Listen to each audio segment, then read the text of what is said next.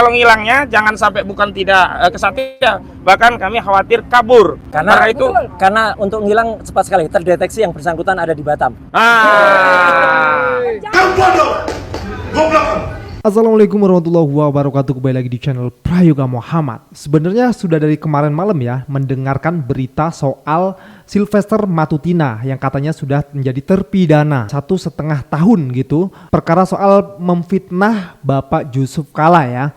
Teman-teman semua, nah hari ini ya Bung Roy Suryo dan kawan-kawan datangi kejaksaan meminta Sylvester Matutina segera ditangkap. Bahkan gue melihat juga ya ini dari web Direktori Putusan Mahkamah Agung Republik Indonesia. Dari sini kita bisa melihat juga ya, menyatakan terdakwa Sylvester Matutina bersalah melakukan tindak pidana memfitnah sebagaimana diatur dan diancam pidana dalam pasal 311 ayat 1 KUHP pidana. Dalam dakwaan pertama, jaksa penuntut umum menjatuhkan pidana terhadap Sylvester Matutina dengan pidana penjara selama 1 tahun 6 bulan ya. Terdakwa Sylvester Matutina terbukti secara sah dan meyakinkan bersalah melakukan tindak pidana memfitnah ya, itu bisa kalian lihat juga di Direktori Putusan Mahkamah Agung Republik Indonesia. Waduh, gua agak kaget juga sih ya, karena beliau ini termasuk orang yang sangat santer, yang sangat tegas sekali mengatakan bahwasanya Bung Roy Suryo CS pasti akan masuk penjara 1000% gitu, akan masuk penjara gitu. Waduh. Jadi kita sebagai rakyat menunggu nih untuk keadilan gitu ya. Kalau memang bersalah dan sudah ditetapkan ya berarti memang harus segera untuk dijemput gitu dimanapun berada. Nah bahkan kata Bung Roy Suryo ya sempat dalam video mengatakan sudah berada di Batam katanya. Waduh. Oke teman-teman semua, kita lihat videonya. Kau bodoh, kau bangsat kau ngomong saya bodoh. Udah. Makanya nggak usah ngomong kayak gitu. Sudah. Oke baik, kita akan kembali saat lagi tetap bersama kami di Rakyat Bersuara. Kau bodoh, goblok. Kau ini dulu ya kan, yang dulu ditangkap karena kasus makar. Yang bawa senjata ini ya Sunarko ini. Ya, dan Sunarko sama Soeharto, kamu yang menggeruduk KPU. Kita nggak ada takut sama kalian sama sekali loh ya. Aku kasih tahu kalian. Kalian jangan coba-coba mau bikin adu domba bangsa ini, ya. Kita ini punya hak yang sama. Kalian tuh hanya 300 orang, ya kan? Dibanding 96 juta ya, pemilik Prabowo Gibran, kalian itu nggak sampai 1 TPS. Ya, jadi suara kalian tuh nggak sampai 1 TPS itu loh, ya. TPS itu isinya 300. Ya, jadi jangan kau coba-coba mau mengadu domba, mau revolusi. Kalian siapa? Kan Sunarko kau ditahan kan atas kebaikan Pak Luhut. Sebagai jaminan akhirnya kamu bebas. Sunarko, kumis tebal kau. Jangan sampai kita cukur kau punya kumis. Kau pikir kami takut sama kau? Hah? Sering kali ya Sylvester ini mengatakan orang itu kau itu bukan siapa-siapa, kau tuh tak ada apa-apa. Pokoknya seolah-olah kayak beliau ini orang yang ngeri gitu, yang hebat gitu ya. Aduh. Kenapa saya menyampaikan insya Allah menghadirkan keahlian untuk semuanya? Karena berkali-kali orang yang namanya Sylvester Matutina ini sudah memberikan teror, menakut-nakuti, bahkan menghina sebenarnya ya, dan sudah memfitnah kami dengan mengatakan pasti masuk penjara 1000% masuk penjara. Dia mengatakan 1000% itu di halaman Mapolda Metro Jaya ya, sudah ada rekamannya dan sebenarnya itu sangat-sangat bukti yang sangat kuat. Tapi ternyata ini yang saya kaget, ternyata yang bersangkutan sendiri statusnya adalah terpidana ya, berdasarkan putusan nomor 100 tentang dari Kejaksaan tahun 2018 297 218 lagi dan 297 dan 287 kasasi. Jadi yang sebenarnya yang bersangkutan tuh sudah harus dieksekusi oleh kejaksaan dan harus masuk ke dalam ruang penahanan ya, atau masuk lembaga pemasyarakatan. Jadi ini yang kami mohon kepada Kejaksaan Negeri Jakarta Selatan untuk melaksanakan eksekusi. Meskipun ya tadi sampaikan juga oleh Pak Kosinudin, kami mendengar yang bersangkutan melakukan lobby-lobby atau bahkan mencari maaf kepada Pak Yusuf Kalla. Pak Yusuf Kalla sebagai seorang negarawan tentu akan memberikan maaf, tapi maaf apapun itu tidak mengurangi ya eksekusi yang harus dilakukan. Nah, yang kedua adalah tadi sudah kami memohon kepada seluruh media ya, baik mainstream maupun media-media independen atau YouTuber ya.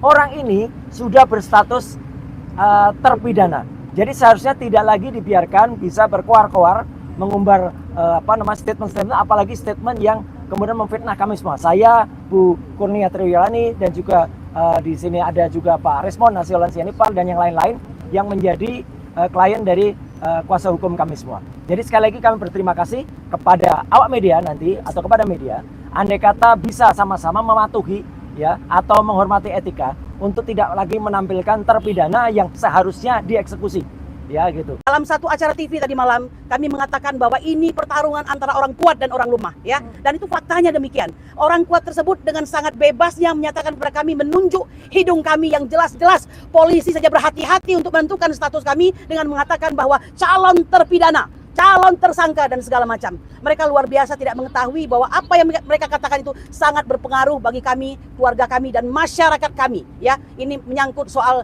katakanlah sikap orang terhadap kami dan segala macam. Nah, oleh karena itu saya kira tempatnya tepat ya, bahwa kami tidak menuduh, tapi yang kami ketahui sumber yang memberitahukan bahwa orang tersebut ternyata sudah menjadi narapidana tetapi belum melaksanakan daripada hukumannya tersebut. Nah, oleh karena itu tidak boleh ada tebang pilih, tidak boleh ada disparitas. Jika keputusan nomor 100 di tingkat pengadilan negeri, keputusan nomor 297 di tingkat pengadilan tinggi, dan keputusan 287 yang tidak lain adalah inkrah van gevis, segera laksanakan. Tunggu apa lagi ya, supaya tidak berkeliaran menyampaikan kata-kata yang seharusnya tidak disampaikan, karena ini berarti tidak ada efek jera bagi orang yang bersangkutan ya. Oleh karena itu kami mengharapkan kejaksaan bersikaplah sebagai seorang penegak hukum di mana kita integrated criminal justice system. Demikian.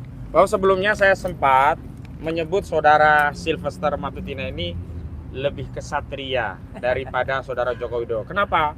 Karena saudara Joko Widodo melaporkan orang memfitnah, mencemarkan, dia merasa dihinakan sehina-hinanya, merasa direndahkan serendah-rendahnya, tetapi begitu muncul nama 12 orang terlapor, dia buang badan. Dia menyatakan, saya hanya melaporkan peristiwa dugaan pidana. Saya tidak melaporkan orang. Tetapi saudara Mas Sylvester ini cukup berani. Dia kesatria tunjuk hidung. Yang dia laporkan adalah Roy Suryo, ya. Kemudian Resmond Sianipar, Tifauzia Tiasma dan seterusnya. Karena itu sekarang saya tantang saudara Sylvester Matutina untuk bersikap kesatria dengan cara apa? Dengan melakukan eksekusi tanpa menunggu perintah dari jaksa. Jadi saudara kalau kesatria datang ke Kejaksaan Negeri Jakarta Selatan, temui Pak Kajari, kemudian jaksa pidana umum, Pak, saya ini terpidana, silakan dieksekusi. Itu baru kesatria ya. Jangan ngumpet. Semalam sebenarnya saya menunggu saudara Sylvester hadir di suara rakyat bersuara, tetapi kok ngilang gitu loh. Jadi hati-hati, jangan kabur nih ya. Jadi kalau ngilangnya jangan sampai bukan tidak kesatria, bahkan kami khawatir kabur. Karena untuk ngilang cepat sekali terdeteksi yang bersangkutan ada di Batam. Jadi saya minta juga kejaksaan segera keluarkan, terbitkan surat cekal ya, biar dia nggak lari ke luar negeri ya, dicekal. Itu. Dan yang Tetapi ini pemerintah Indonesia harus hati-hati karena ternyata kampanye internasional yang dilakukan oleh Forum Diaspora Indonesia di 25 negara itu sekarang sudah mulai mendapat respon internasional.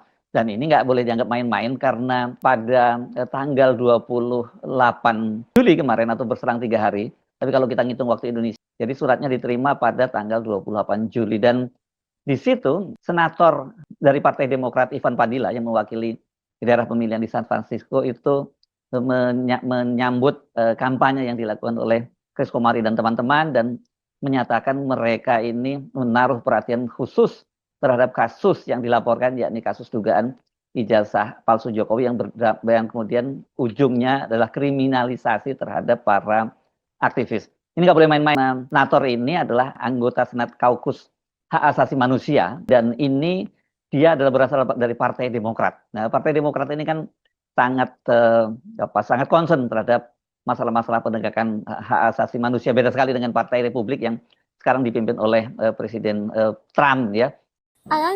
Dan ini saya kira yang harus dipikirkan, polisi mesti hati-hati menangani kasus ini. Kenapa? Karena ini dampaknya tentu saja terhadap citra pemerintahan Presiden Prabowo di dunia internasional. Mengapa ini penting saya ingatkan? Jangan lupa dia ini kaukus dari Partai Demokrat dan anggota Senat, maksud saya dari kaukus di hak asasi manusia. Dan Pak Prabowo ini kan bulan September nanti akan menyampaikan pidatonya untuk pertama kali di sidang umum PBB, General Assembly ya. Jadi jangan sampai kemudian pidato yang bersejarah buat Presiden Prabowo Subianto itu terganggu dengan isu ijazah palsu dari Jokowi. Nggak boleh dianggap main-main ya kalau di Amerika soal-soal seperti ini gitu. Apalagi kan Pak Prabowo sebelumnya juga punya persoalan hak asasi manusia di Amerika dan itu sudah clear. Jangan sampai kemudian nama baik Presiden Prabowo yang sudah clear di Amerika itu di depan mata pemerintah Amerika sekarang gara-gara persoalan ijazah palsunya Joko Widodo dan kriminalisasi terhadap para aktivis itu mengganggu citra Indonesia, khususnya citra Presiden Prabowo. Bicara tentang negara hukum. Kalau Anda bicara tentang negara hukum, Anda harus hati-hati. Iya. Setiap kata, setiap diksi itu bermakna ya. Iya. Bahkan ada pidana di dalamnya. Saya ingin mengatakan begini, Mbak Elvira, saya memilih tidak memelihara demokrasi dalam slogan, tapi saya memilih untuk berani menyatakan keberanian tersebut di dalam hukum yang konstitutum atau hukum yang berlaku. Ini terlalu banyak ini ya, fitnah. Anda tahu tidak? Kami ke Solo dan ke Jogja itu, Jadi seolah-olah antri di sini yang 500 benar ribu kita yang dibayar salah. setiap Itu yang orang. terjadi. Hanya satu bus. Oleh Sylvester dia katakan berbus-bus, itu saja sudah manipulasi dalam data dan fakta ya. Kami ini insya Allah orang beriman. Ya memang kami sadari di masa Pak Jokowi ini orang beriman ini kayaknya sering dianggap kadrun seperti Anda katakan tadi ya. Ya, mohon maaf saya katakan, kami datang baik-baik Pak ya, ngapain untuk juga datang mendapatkan baik-baik? oh itu hak kami mencari kebenaran. Ada 2 anak bangsa Haknya yang masuk Pak penjara. Jokowi pun Anda juga bukan Anda yang masuk penjara ya. 2 anak bangsa. Anda paham? Saya tidak bayar, dia tidak dibayar untuk memperjuangkan kebenaran. Ya, kalau masuk Anda penjara, mungkin kesalahannya relasi kuasa dan sendiri. relasi uang. Karena bikin Ya, kesalahan. mohon maaf saya katakan, ingat baik-baik ya. Pemidanaan itu ultimum remedium, bukan utama. Kalau Anda terus ingin ya mempidanakan rakyat Anda, pertanyakan siapa Anda.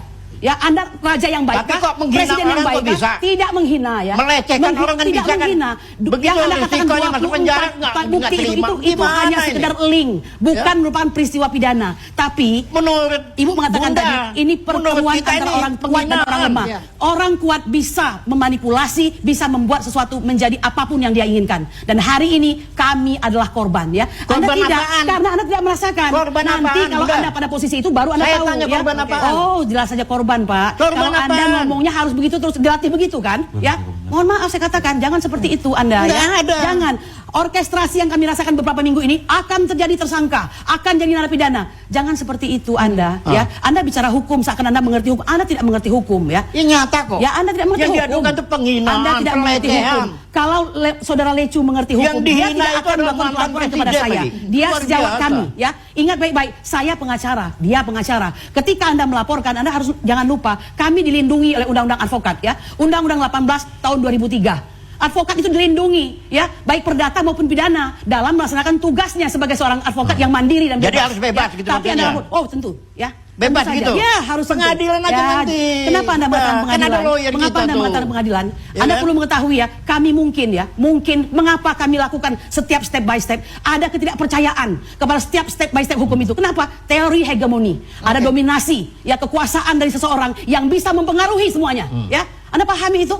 Anda harusnya bersyukur masih ada anak bangsa yang peduli kepada bangsa ini. Dan saya peduli. Peduli apaan, Saya Bunda? peduli. Kalian tidak peduli. Mungkin kau peduli Bunda uang. peduli apaan? Ya kau peduli uang barangkali. Kalau Oke. saya peduli negara ini. Baik, kita harus Saya jeda peduli dulu. negara ini. Baik, Ya. kita jeda Tidak dulu. akan sama kita berdua. Syukurnya, kita Memang jeda dulu. minyak tidak akan campur dengan air. Kita Paham jeda Anda? dulu. Kami akan kembali saat lagi di Hatu